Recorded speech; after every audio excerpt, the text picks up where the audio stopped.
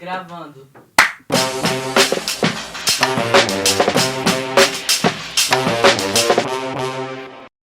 Olá pessoal, sejam bem-vindas e bem-vindos a mais um episódio do PrismaCast.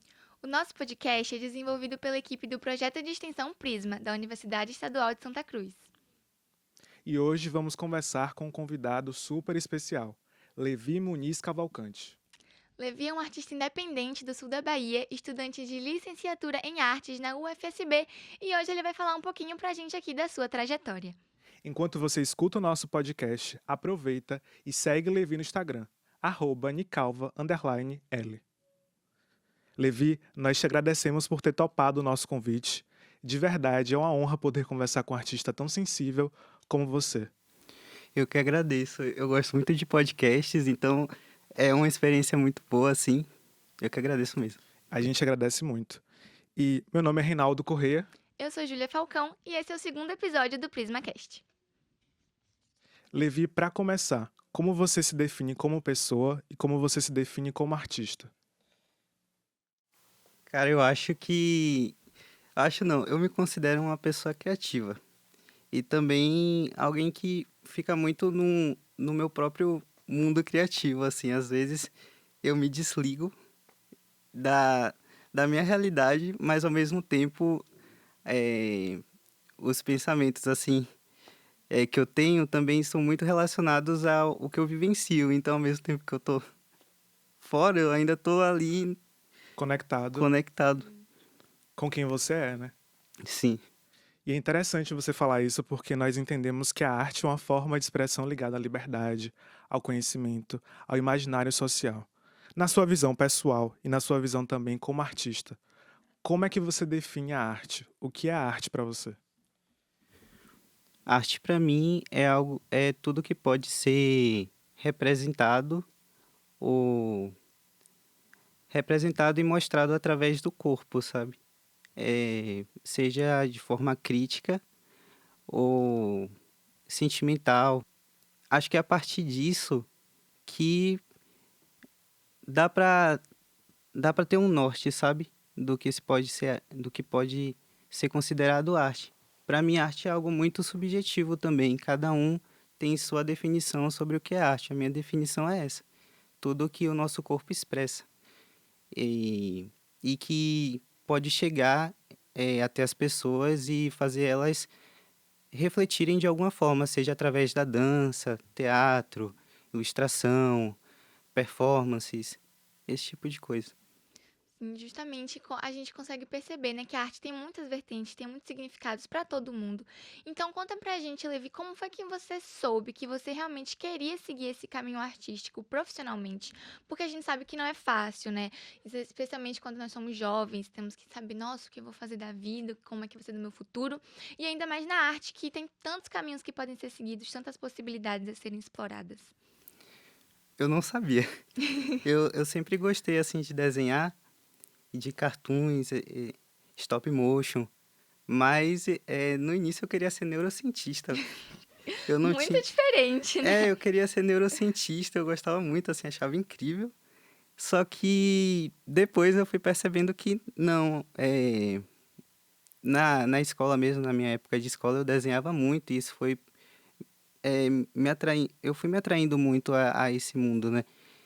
E por no colégio não incentivar muito os alunos a desenvolver esse lado artístico, eu fui achando que era apenas hobby, sabe? Apenas alguma coisa para me distrair, para eu me sentir bem. Só que no final eu acabei dando sentido, sabe? Também por causa de amigos que eles falavam, cara, você pode seguir isso, pode desenvolver, você gosta, então por que não? E aí eu comecei a pensar o quanto o que eu estava fazendo é importante e o que eu poderia fazer com isso, sabe? E aí eu fui cada vez mais adentrando essa área e aí eu percebi lá no segundo ano do ensino médio, assim, que realmente queria cursar artes. E a partir disso, Levi, da sua experiência como artista independente aqui no sul da Bahia, você tem encontrado dificuldades? Tem sido uma jornada fácil? é bem difícil, principalmente no interior da Bahia, sabe?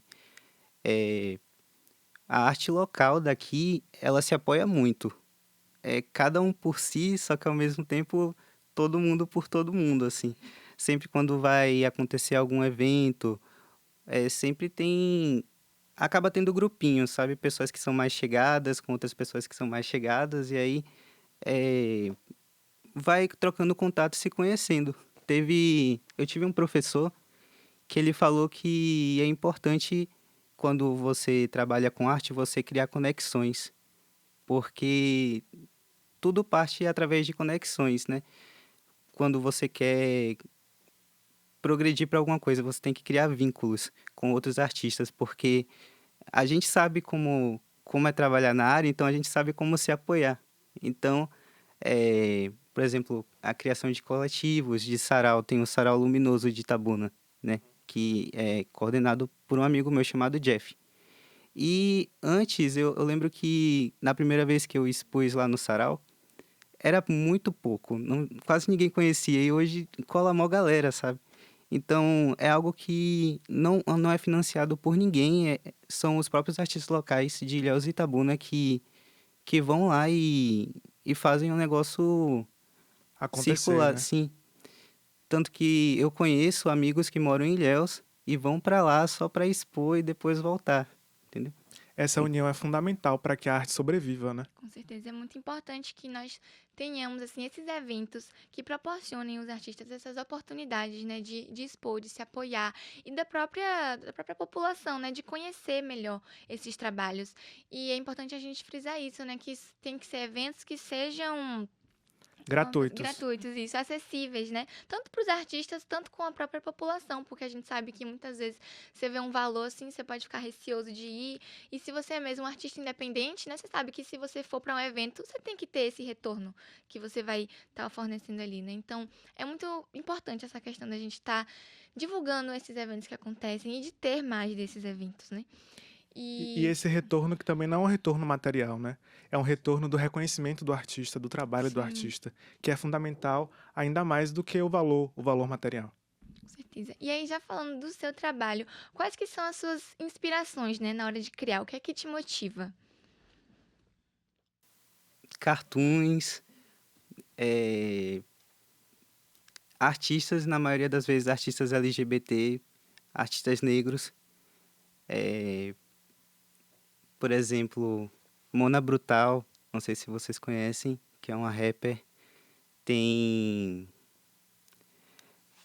cara, tem tantos artistas assim que É difícil escolher, é né? difícil escolher, mas assim, pegar artistas brasileiros, Laerte, Angeli,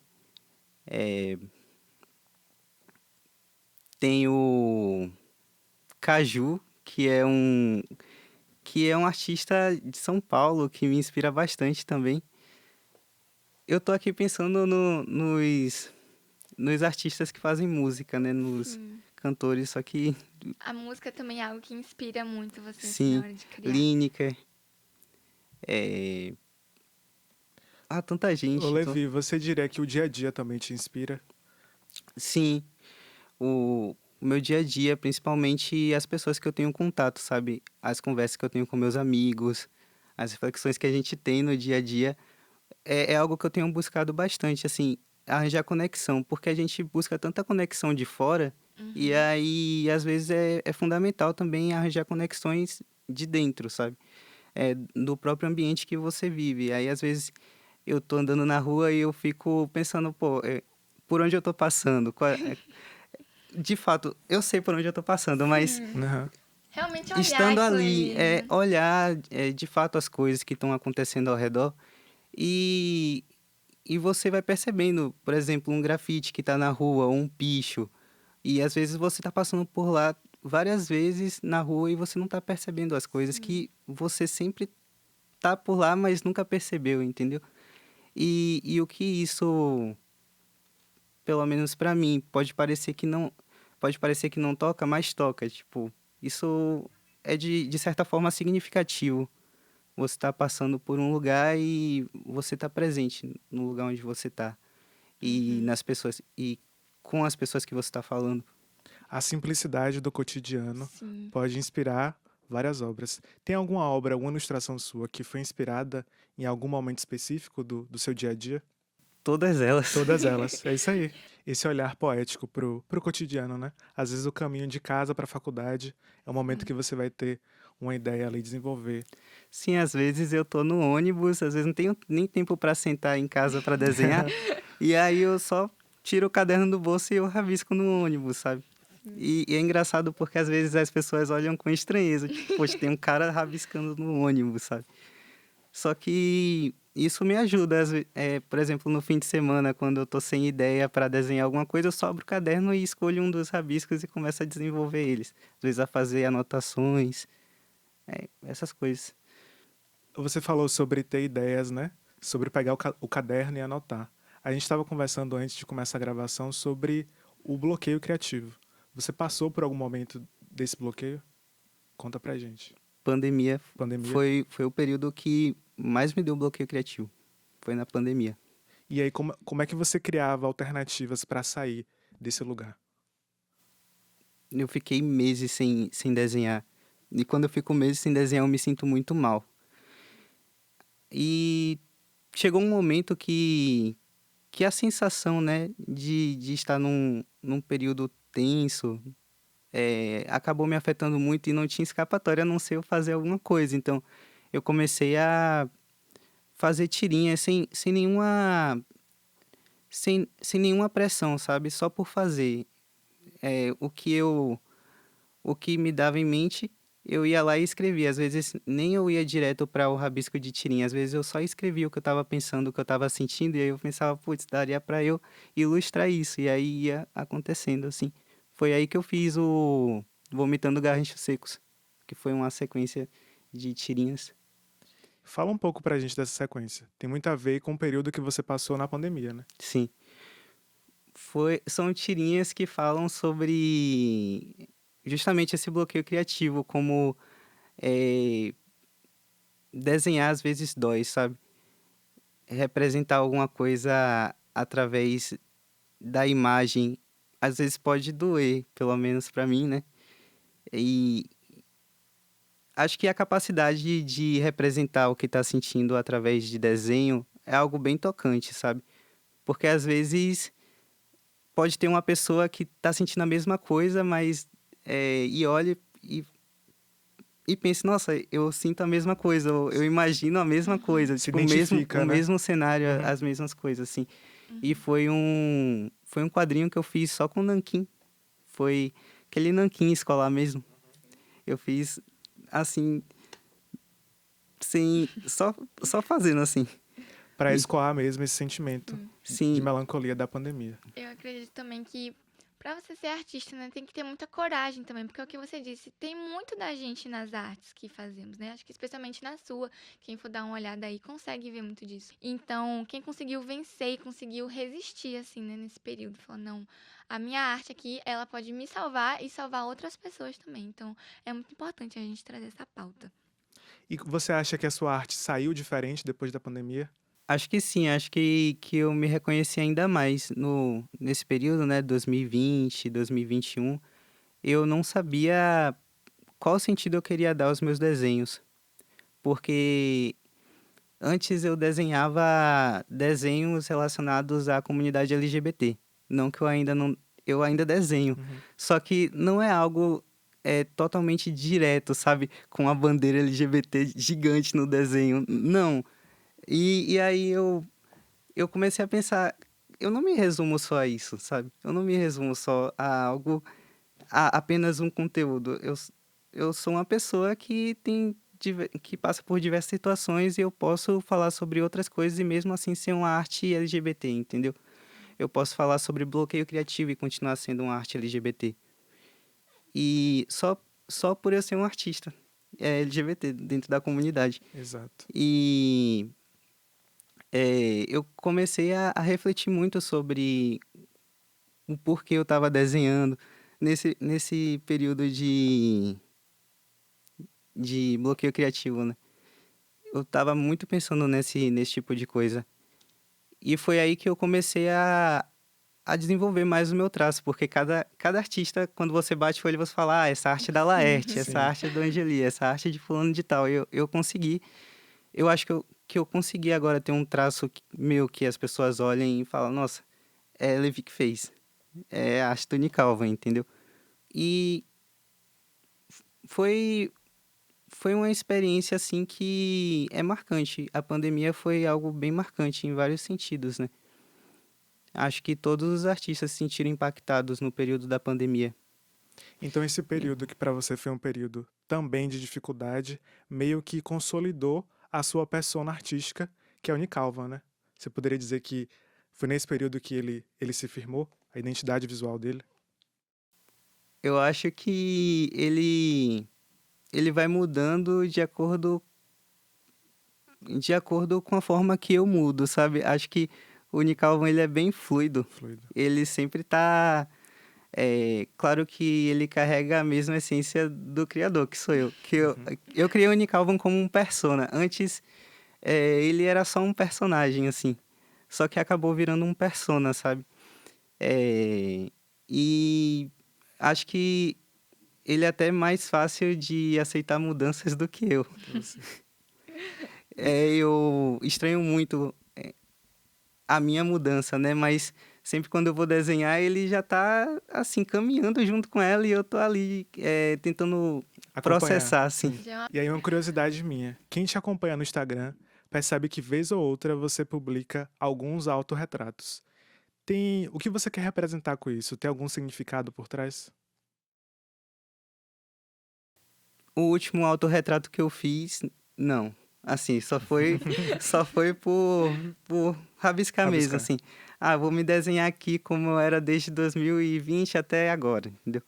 Só que o autorretrato que eu fiz, que foi inspirado em cartas, esse do adesivo que eu te mostrei, que eu te entreguei, né? Esse A que gente vai colocar depois pro pessoal de casa poder foi acompanhar. uma sequência de 3 ilustrações, que seriam 3 cartas, que é o artista, que é o do Persona, o Nick Calvan.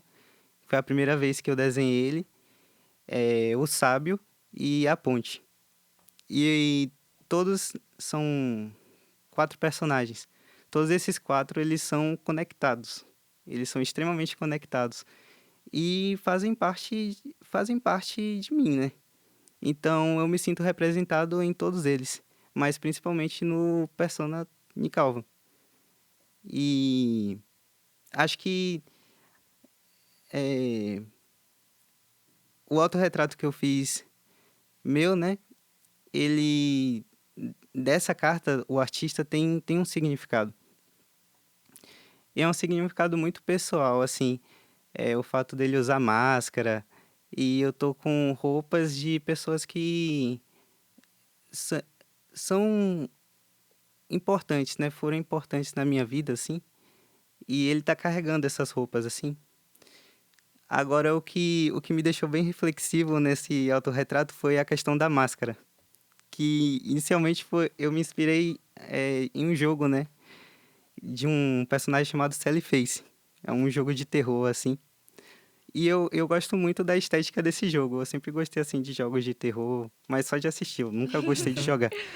Mas aí eu comecei a me inspirar. Eu falei, "Véi, vou fazer uma máscara minha." Até porque eu tenho um pouco de dificuldade de é, estar em frente a câmeras e expor mesmo o que eu tô pensando sobre as coisas. E na hora eu botei uma máscara nele, sabe? Como se ele não quisesse mostrar o rosto, Uhum. sabe? E eu achei legal isso, foi algo que me deixou bem reflexivo sobre o personagem mesmo.